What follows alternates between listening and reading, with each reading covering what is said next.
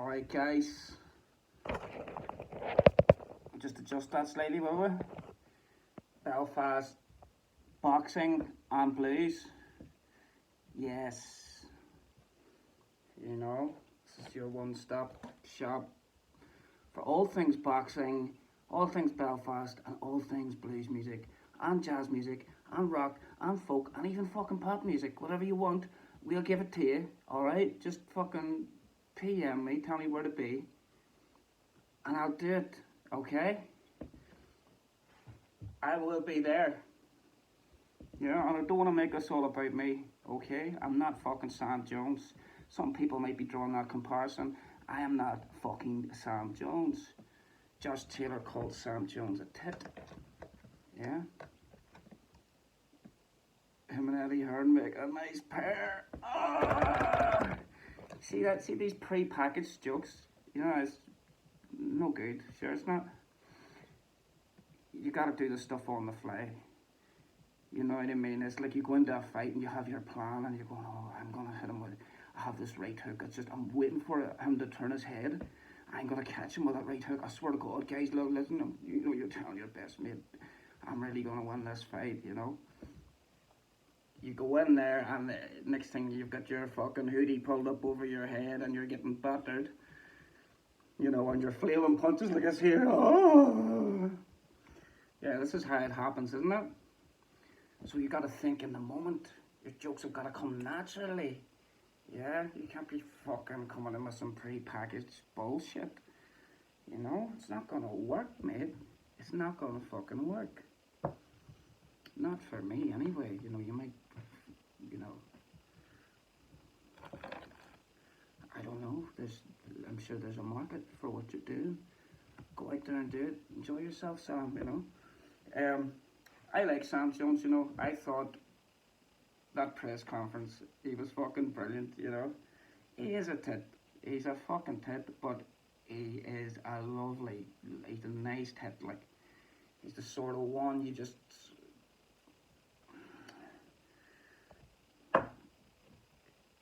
He's a silly bastard, right? But he is good at playing that role. He knows what he is. He knows what he is, and he plays up to it. And he's quite skillful, you know what I mean? You know, he knows he's only got a certain range. He can only really, you know, he has to be a tit. That's what he is. But he knows just when to come in. Next thing you know, you get a nipple in your mouth. You know what I mean? If you're Josh Taylor, that's the last thing you want at a fucking press conference. You know, especially one that was so hated. You could have worse things in your mouth. But, you know, Sam Jones is certainly not, not the one you want. I fucking blew the candle out, look. I'm not bad. Yeah, so we're here to talk about Josh Taylor, Jack Catterall press conference, which went down today in Glasgow, I think. Yeah, it must have been Glasgow, wasn't it? So they're doing the one tomorrow in Manchester. Josh Taylor was very eager to point out that the one in Glasgow was at lunchtime, the one in fucking Manchester's at 5. When everybody gets out of work, who cares, man? You know what I mean? And let's be honest here, you're in Glasgow, most of the people are on the dole anyway. You know? And those are the sorts of guys you want in Glasgow to back you at the press conference. You want those fucking dole moles, you know, the hardened, the working class that do not work. Get them to your fucking press conference. They're gonna kick off, you know. And sure enough, they showed they showed their support. Yeah, fucking brilliant. They were great, man. And Sam Jones was fucking heckling back and forth. You know, just being Sam Jones. You know, he loves talking, doesn't he? Just talking and talking and talking. Which is good for Jack Catterall. So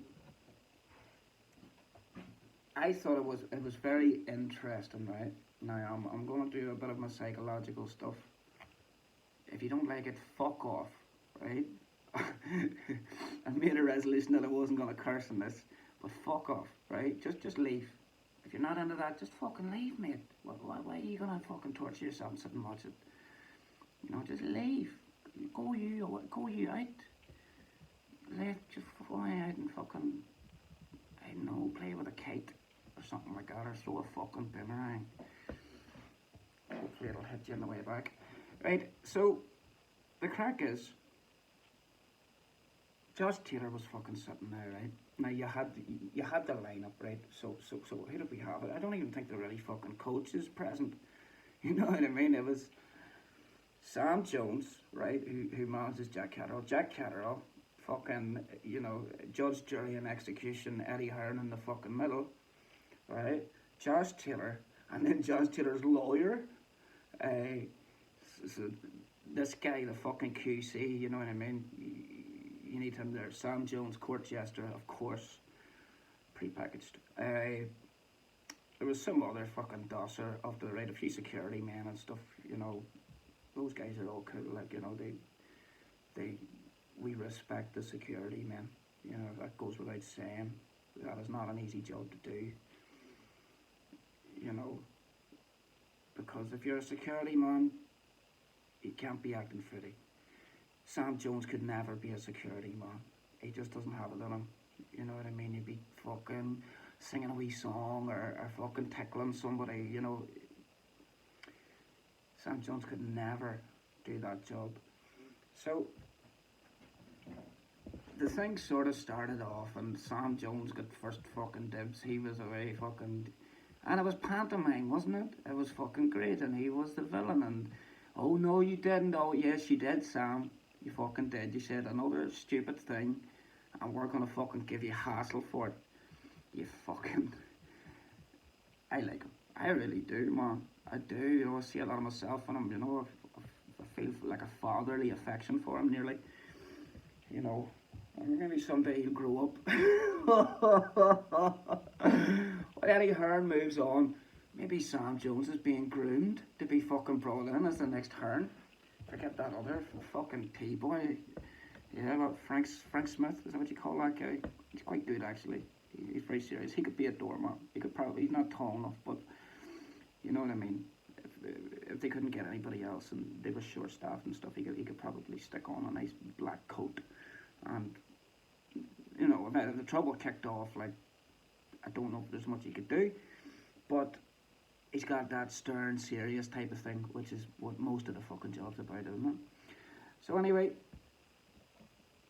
fucking Sam Jones was giving off and talking all this bollocks. Next thing they brought in the QC, and of course he was very serious. And you know, and I would like to point out that the Zone had made a great effort, and this fight isn't on pay-per-view, and you know, this is a coup for British boxing, and it's a coup for the fans. And whilst that may be true, one can't help but entertain the sneaking suspicion that, oh, is this fight, would it have sold on pay-per-view worldwide? It probably would have sold well in Britain. Let's be serious about it, you know what I mean? But I don't know. I mean, obviously they're sort of selling the fight as it's a big British thing, and it is, and it's a proper grudge match, and the spite and everything is there. We've seen that at the end, not to get too far ahead of ourselves, but with the, you know, with the face-off, obviously things got a little bit heated. It was good to see. Even Eddie Hearn and a little talk with Darren Barker and that other fucking gent that Ben Davidson wannabe with the microphone was, you know, Eddie Hearn was saying, you want this, you know? He says, this is boxing. This is what fucking getting back to the good old days of a proper, you know, and Josh Taylor, of course, spoke about the holding and the spoiling tactics. And he says, hopefully we get a ref this time that allows us to have a real fight. And Catterall insists that he wants to have a real fight. He wants to go for him, says he's going to knock him out. Not really renowned as a knockout artist, is he? But, you know, it could be an interesting fight. I think Jack Catterall will fight smart. He is emotionally charged, as is Taylor. Now, I thought Taylor looked like he was grieving or something at the start of the press conference. obviously I'm a big Josh Taylor fan. I wouldn't want to be disrespectful to him or anything like that. But he just, probably with all of the pressure and the fucking stuff that he's come through, the one dicey decision win, and, they lost to Teofimo and coming down after being, unified champion or undisputed champion. And, the hassle that he's got at his family and stuff, and having to deal with all of the talk and stuff like that, which, it's aged him. In fact, he looks like he's been having a few swallows, and maybe not. Maybe he's just aged. He sort of looks like the typical Scottish guy. You see, I judge all this by my face. I'm 37, and I'm not saying I look really young, like, but I you know what I mean. I look quite young, like, but I'm an anomaly. I'm not the average fucking Scottish guy, like. So maybe Josh Taylor's just Scottish, but I did notice, he might have called Sam Jones a tit, but when Sam Jones was fucking getting on and talking all the nonsense of the day, he had a big smile on his face. He was loving it. He was genuinely entertained, But you gotta call a spade, don't you? So, it then came time for each of the fighters to talk, and I think Catterall spoke first. Spoke quite well, obviously he's getting better at this. He's had a couple of fights in between. You can see that he does have that confidence and stuff. He's not a natural talker, whereas Taylor obviously is a bit of a character, And it was sort of a tale, and, fucking Josh got his turn to talk, all that shit, right? It was sort of the tale of the kind of more hardened, grizzled man of the world, and Josh Taylor, the guy off the estate, and then the gamer up in his bedroom there with, fucking, what's his face, Catterall, But appearances can be deceiving, and Catterall has got the dog in him. You can see it. You can see it at the face-off, and I think he did very well to keep calm, with a lot of the things that were being said. And a lot of the stuff that was going back and forth, he really, his eyes didn't betray him, really. I thought Josh Taylor, this is like something Sam Jones would say. Again, I don't want to draw comparisons. Like I say, I feel like a father to him in a way. But Josh Taylor looked a bit like, do you ever see like Mac Miller and the early Mac Miller, since we're a fucking music channel as well, right? We're going to talk about Mac Miller, okay? So Mac Miller, like in his earlier days, Fresh Faced Kid and stuff, if you look when the Swimming album came out and the pictures, he looked just like a cold fucking stone cold G, he looked like he had come through something, he had got that bit of weathering on his face. Now, he was still quite, but there was something else that had come over him, you know what I mean? He had earned his fucking stripes. And that was kind of the impression that I got there from Josh Taylor. I thought he spoke well after the face-off. There was the face-off. They come together, I noticed Catterall strode very purposefully right up to fucking Eddie Hearn. Of course, Eddie Hearn, he's a fucking big dude, and these guys are junior welterweights, so they're like 5'9", 5'10", maybe that sort of height. Anyway, fucking Catterall comes straight over, and then Josh Taylor come in just a little bit after, and he was right in with the head, ready to fucking. Give him a bit of the fucking Begsby treatment, like. And, then they come up and there was a face-off and Hearn was there, like, stern Hearn, right in there. And I think it was Taylor first he put his right hand out, and he just sort of touched him there, like his lapel, he fucking grabbed it and goes, almost like a wee disrespectful thing, like, well, son, and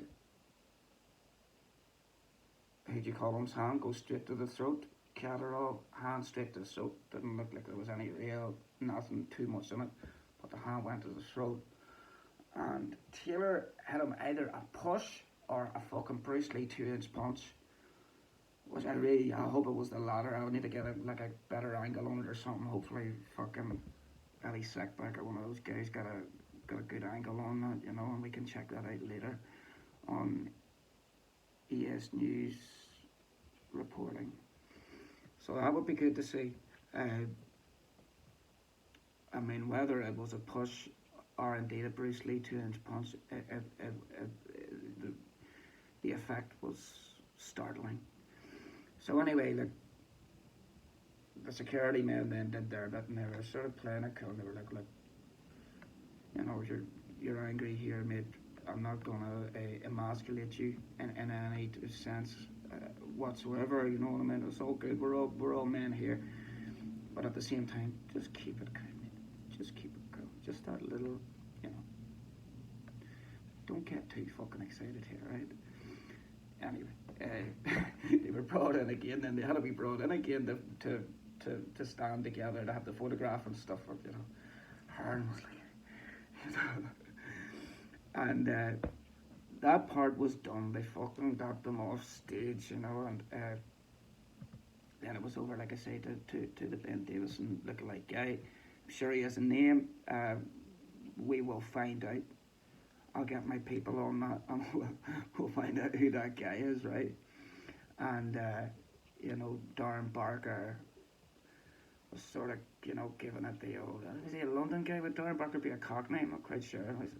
Well, it's a great fight, and it's a sort of fight like you don't need to think too hard about it.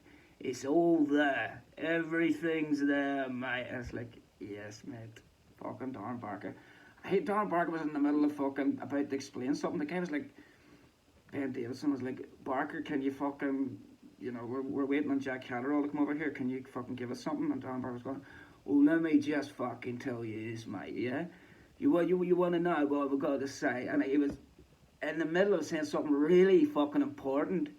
And then Ben Davison goes, this punk says, oh, sorry, Darren. Jack, come here now. It's like, oh, sorry, Darren. You fuck, that was rude. That was very rude. Well, I'm sure fucking Darren Barker cornered him later in the fucking back corridor and says, listen to me, mate. You pull that type of thing on me again, I'm gonna fucking throw you. Yeah? Maybe. I don't know if Darren Barker's really like that, but I hope that fucking Ben Davison guy got a stern talking to. Like I say, you step out of line, you need put in your place sometimes, don't you? All of us, including Eddie Hearn. So, I think it was Josh Taylor first come over for the interview. Come across a whole lot better then, and he explained himself quite well. He'd get past all the difficult questions on stage. Like, fuck, that's over with, right? They seemed to buy that, right? And then he'd get talking, and he, slagging off Sam Jones, and we all do that. And then it was like, oh, fucking such and such is what do you think about the fighting? Fucking Davison turns out and goes to him, can you tell us, please, Joshua, what do you really think what the judges seen in that first fight, And Darren Barker was just sort of like, oh, this fucking guy, you know what I mean? I'm having to fucking cover for this guy again, And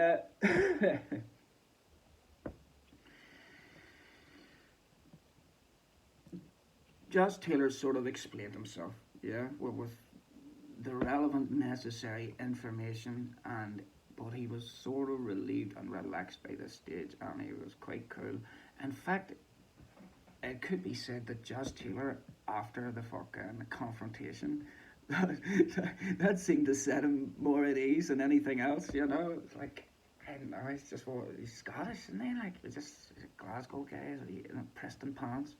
He needs that, he can't fucking enjoy his evening if he hasn't had a fight. You know what I mean? Like, so he had his little chat and stuff, and it was all good. And he talked about, the fact that, prior to that fight, there was a talk of him going up to welterweight and doing this and doing that. And of course, you come off a big win like that. We gotta relate it to ourselves. you know, get a good reception after playing a song, you know, when I'm busking, right? And I come home and I'm like, yes, you know, I should be thinking about the fucking dinner that's in the oven. But I am buzzing off that reaction. I'm going to myself, you know what? I think that there's big things ahead for me here. This is great. This is fucking brilliant. I'm daydreaming. I go in to get my dinner. It's been fucking 3 hours. The kitchen has burned down. Yeah. So, uh, Catterall comes along then. He talks his bit. Barker's loving it, like, because Davison by this time knows that he has done wrong, and he's just sort of slinked off, and he's like, all right, I'm gonna let the big boys handle this, and Barker's talking away then to Catterall, and yeah, well, what do you think about it? What do you think's gonna happen, eh? And Jack Catterall was just being himself and being quite good, and he said he believed Josh was more emotionally charged, but he was quite excited to see him again. It's been so long. And Barker was like, oi! He was loving it, man. He was loving it. Next thing, Eddie Hearn come over. Those two had fucked off. Eddie Hearn come over, and it was, oh well, fucking, you know, this is Scott Quigg fucking Frampton. This is hey Bellew. He didn't say Bellew. What was that guy that Bellew fought? The Welsh fella, light heavyweight, wasn't he? I can't even remember his name. It was sold as a big pay-per-view. I don't remember being very good. I quite liked that guy as a fighter. He lost to Kovalev, didn't he? Digressions. Fucking hey Bellew, Frotch Groves, this and that. And in a way it is, you know what I mean? But he basically, the angle that he was playing was that, look, this is fucking British boxing. And in the dearth of fucking British fights, with what's been going on with Saudi Arabia, but yeah, it's great. We're getting these big fights in these empty halls that we can't attend. Yeah, with no atmosphere even when we watch them online. You know, as much as the money buys these big fights, there's something missing. You know, money can buy you a lot of things, but sometimes there's that some essence that's lacking. You know, no harm to His Excellency. I think he's doing great work. I love the guy. He's brilliant. You know, hope to see him soon. But the thing is we're dying for a good domestic fight, and here it is. And it is being sold as the, you know, the hatred thing and stuff. Strong word, yeah. Both the guys say they don't hate each other, but they want to kill each other, you know, which is a contradiction of terms. Yeah, so they're getting in there and they're doing what they have to do, and it's gonna be a good fight. There's plenty of needle. You know, it goes beyond needles. One of them big fucking knitting needles that your granny would have fucking stabbed your granda in the leg with if he spilt his whiskey on our good fucking 80-year-old carpet. It's that type of fucking thing, man. This is classic fucking shit. Hopefully, you know what I mean? Hopefully the fight lives up to the billing, and we've got the ready press conferences. You know, I hate to go back to Frampton on the Ulster Hall again, but when he fought that American guy who might have been slightly Mexican, you know, Frampton came out and he pushed him across the stage. He apologised for it after and everything. But those press conferences were great. They were open to the public, the Frampton stuff, you know, and of course, I enjoy watching the Scottish fans so much because there's so much like us over here. They're rowdy bastards. They're just you know, and like even a mild-mannered gent like myself, you know, you sort of have to acquire a bit of that stuff, don't you, as you age and you know you start to adapt and you know settle into city life. You need a bit of that stuff, and it'll fucking work its way into your pores until it's in you, and it's got to come out of you at some point. Can be quite useful. But guys, that's all I've got to say on that. Like I say, Belfast, boxing and blues. Alright? not exclusive to blues. We do a bit of everything. Yellows, fucking ones, fives, tens, twos, anything you want, mate. If you want buds, better fucking blockers. No, we don't do that bullshit. We keep her clean here. Fruit, candles, incense, and free love.